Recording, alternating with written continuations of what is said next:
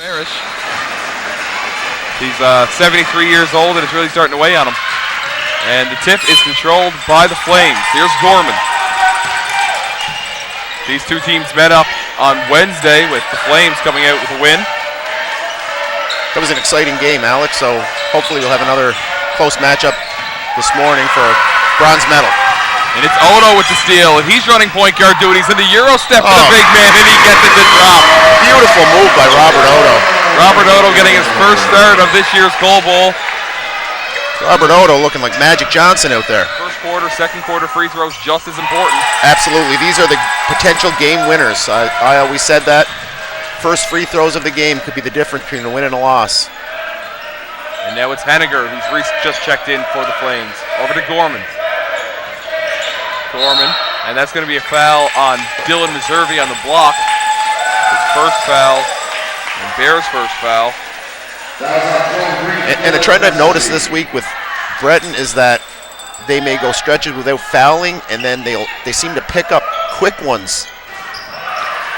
So they have to be aware that even though this is Dylan's first foul, he's got to be aware not to pick up any other silly ones along the way. As we mentioned, with the Flames coming out on top, it seems like every Flames game this week has just been a nail-biter.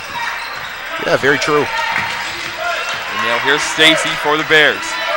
Stacy gets it over to grade 9, Dylan McSween, who just checked into the game. Up top to Murphy.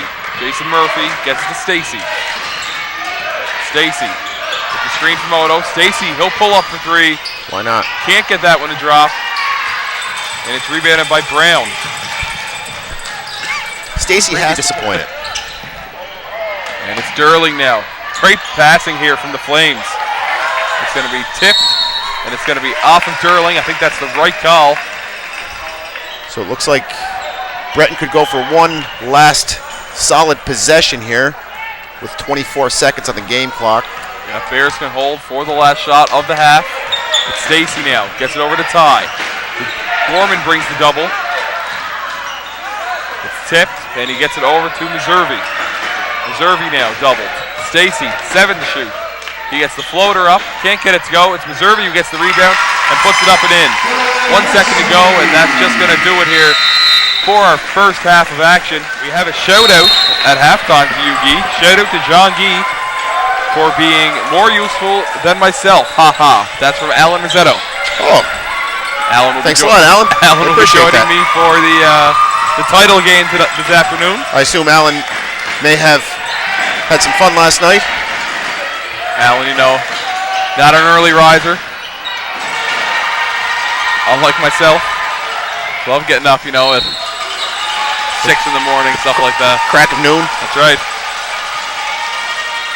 Be interesting to see if Breton can come out with some good energy here to make a push to try to close this gap.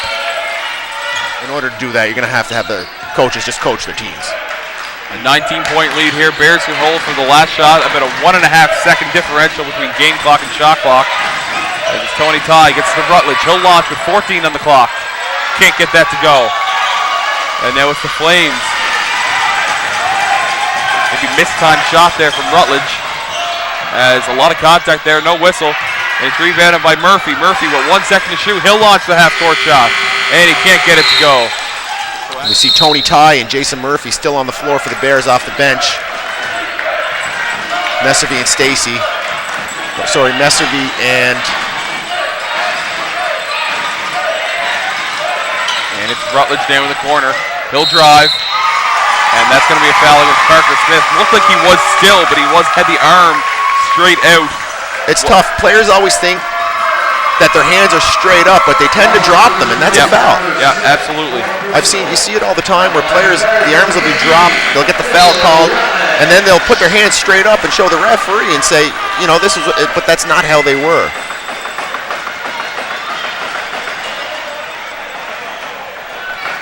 As Rutledge now looks to cut into the Flames lead.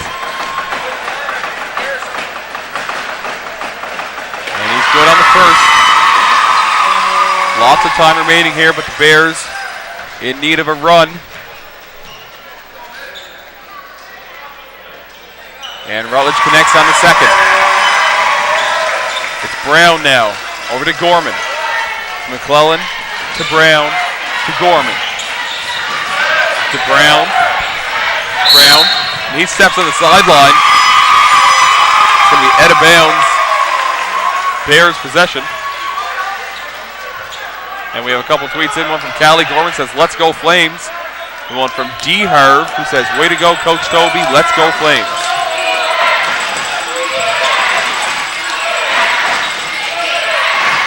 Deciding that the game is over, but it's Odo with the bit of a rebound. break there. And it's Sam Stacy. That's right. Stacy gets a down low to Rutledge, and it's Odo, the offensive rebound. It's Rutledge again. Can't get it to go. Lots of contact. And we have a jump ball. It's going to be Flames possession.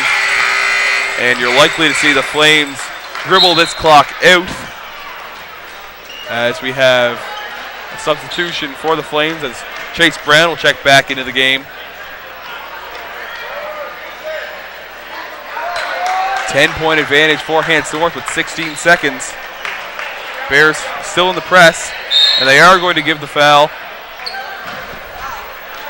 Breton still has 2 timeouts left here, so I don't disagree with this right now. I still think that as slim as the chance is right now. The 2 timeouts definitely a factor as they can advance the ball, as you mentioned.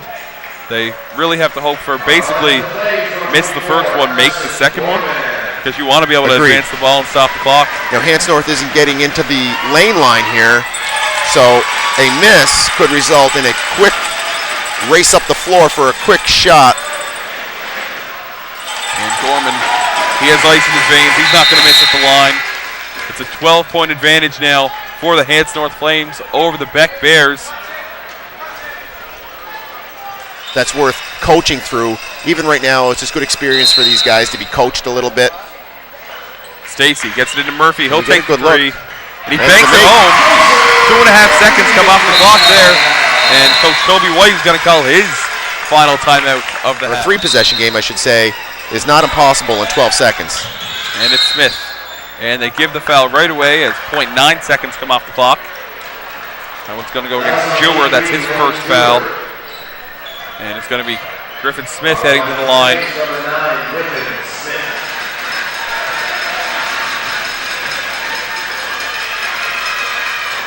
Smith can't get the first one to go. And Hants North does not seem to be getting into the lane line to rebound. And that's actually not a bad miss from Smith, as there's so much time going to come off the clock. Plenty of time, but we get another fresh look from Murphy. And they are going to foul with 1.9 on the clock. I suppose McSween probably didn't know how much time was still left there. Just going off of instinct there, that's okay. Yep.